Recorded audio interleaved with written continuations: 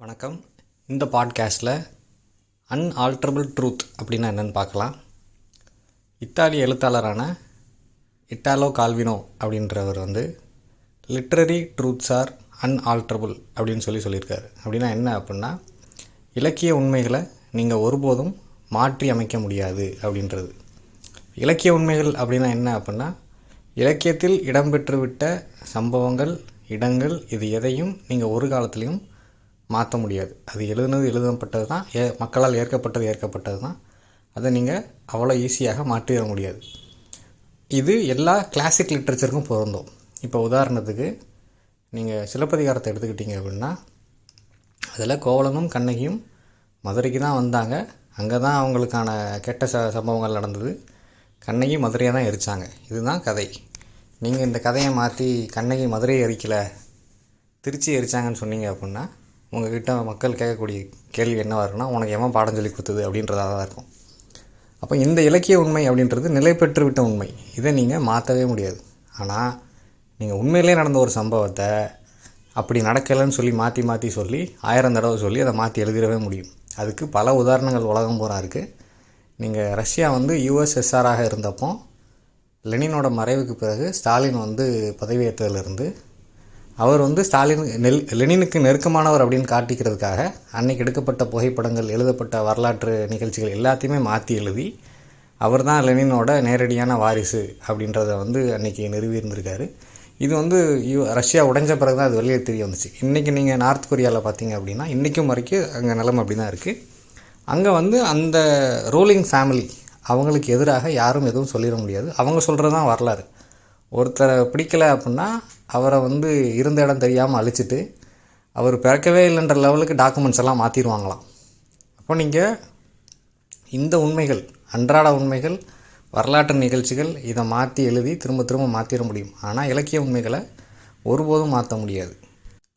2016 அமெரிக்க அதிபராக ட்ரம்ப் பொறுப்பேற்ற பிறகு போஸ்ட் ட்ரூத் அப்படின்ற ஒரு டேர்ம் ரொம்ப பிரபலமாச்சு. உண்மை கடந்த காலம் அப்படின்னு சொல்லலாம்.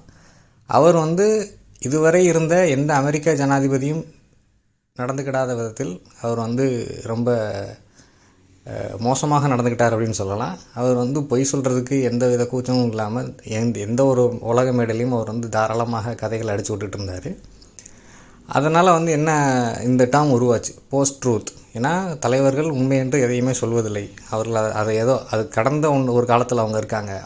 அவங்க சொல்கிறது தான் உண்மைன்னு அவங்களே சொல்கிறாங்க அப்படின்ற மாதிரிலாம் ஆயிடுச்சு.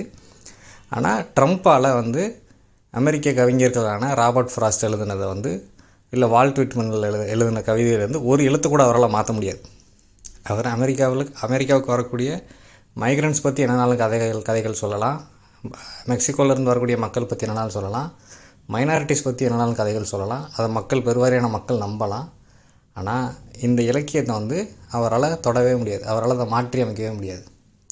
உங்களுக்கு தமிழ்நாட்டிலேருந்து ஒரு நெருக்கமான உதாரணம் தரணும்னா, நான் சொல்ல போகிற இந்த சம்பவத்தை நீங்கள் மறந்துருப்பீங்க. ஆனால் ஒருவேளை நான் சொல்ல போகிற படத்தை நீங்கள் பார்த்துருந்தீங்கன்னா அது உங்களுக்கு ஞாபகத்துக்கு வரலாம். தூத்துக்குடியில் ஒரு ஷூட் அவுட் நடந்துச்சு. அது நடந்ததுக்கப்புறம் திரு ரஜினிகாந்த் அவர்கள் அங்கே அந்த கலவரத்தில் பாதிக்கப்பட்ட மக்களை பார்க்குறதுக்காக வந்தார்.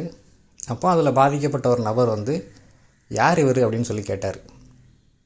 இன்றைக்கி இந்த சம்பவம் இதை கேட்கக்கூடியவங்களுக்கு ஞாபகம் இல்லாமலே போயிருந்துருக்கலாம். அதை ரஜினிகாந்த் தன்னோட இன்ஃப்ளூயன்ஸால் அந்த நிகழ்ச்சியில் யூடியூப்லேருந்து கூட எடுத்துருந்துருக்கலாம். ஆனால் அதே சமயத்தில் வெளிவந்த அவரோட காலா படத்தில் ரஜினிகாந்தை பிடிச்சி ஜெயிலில் வச்சுருப்பாங்க. அப்போ ஷாயாஜி ஷிண்டே அப்படின்ற நடிகர் அவரை பார்க்க வருவார். அவர் ஒரு அமைச்சராக இருப்பார், ஷாயாஜி ஷிண்டே. அவர் ரஜினிகாந்த காலா அப்படின்ற கதாபாத்திரத்தை பார்க்கறதுக்காக ஜெயிலுக்கு வந்திருப்பார், போலீஸ் ஸ்டேஷனுக்கு. அப்போ ரஜினிகாந்த் திரும்ப கேட்பார், யார் இவன் அப்படின்னு சொல்லிட்டு. அந்த டைமில் அது ஒரு பெரிய ஐரணியாக பார்க்கப்பட்டது. அவர் படத்தில் அது ஒரு மிகப்பெரிய நகைச்சுவை காட்சியாக என்று சொல்லப்பட்டது. ஆனால் உண்மையான வாழ்க்கையில் அதுக்கு ஐரானிக்கலாக ஒன்று நடந்துருச்சு. ரஜினி இந்திய பிரபலமான இல்லை உலக பிரபலமான ஒரு நடிகரை தூத்துக்குடியில் உள்ள ஒரு சாதாரண நபர் யார் இவர்னு கேட்டார். படத்தில் அவர் அப்படி அந்த ஒரு அரசியல்வாதியை பார்த்து யார் இவன் திரும்ப கேட்குறது, அது ஒரு பெரிய நகைச்சுவை காட்சியாக இன்றைக்கும் அதை பார்த்தா அவங்களுக்கு சிரிப்பு வரலாம். ஆனால் இப்போ நான் சொன்ன தூத்துக்குடி சம்பவத்தை மக்கள் மறந்துருக்க வாய்ப்பு இருக்குது. ஆனால் அந்த படத்தை பார்த்துருந்தவங்களுக்கு இந்த காட்சி வந்து என்றைக்கும் மறக்காது. ஸோ அப்போ இப்படி நிலை பெற்று விட்ட இது இலக்கிய உண்மையாயிருச்சு. திரைப்படத்தில் வந்த ஒரு காட்சின்றது இலக்கிய உண்மையாயிருச்சு. உண்மையிலே நடந்தது வந்து மாற்றக்கூடிய உண்மை இல்லை, மறந்து விடக்கூடிய உண்மை அப்படின்னு சொல்லி ஆயிடுச்சுன்னு சொல்லலாம். தமிழில் ஒரு பழமொழி இருக்குது, விடிய விடிய ராமாயணம் கேட்டு சீதைக்கு ராம சித்தப்பன் சொன்னானா அப்படின்ட்டு. நீங்கள் வந்து ஏதோ உண்மையிலே ஒரு நடந்த சம்பவத்தை முன்னுக்கு பின் முரணாக சொல்கிறீங்கன்னோ இல்லை மாற்றி சொல்கிறீங்கன்னோ சொன்னீங்கன்னா அதை வந்து திருத்துறதுக்கு ஆட்கள் உடனே இது பண்ணுவாங்க. அப்படி இல்லை இப்படி தான் சொல்லுவாங்க. ஆனால் நீங்கள் இலக்கியத்தில் உள்ள ஒரு கதை சம்பவத்தை மாற்றி சொல்கிறீங்க அப்படின்னா உடனே வந்து உங்களை வந்து என்ன படிச்சிருக்க அப்படின்னு சொல்லி கேட்பாங்க. ஸோ அன்ஆல்ட்ரபிள் ட்ரூத் அப்படின்றது இலக்கியத்தில் மட்டும்தான் இருக்க முடியும். உண்மையான வாழ்க்கையை பொறுத்த வரைக்கும் எல்லாமே மாற்றத்துக்கு உட்பட்டது தான். அது யார் கையில் அதிகாரம் இருக்கோ அதுக்கேற்ற மாதிரி அந்த உண்மைகள் மாறும் அப்படின்றது தான் உண்மை. இந்த பாட்காஸ்ட்டை எவ்வளோ நேரம் பொறுமையாக கேட்டதுக்கு நன்றி. வணக்கம்.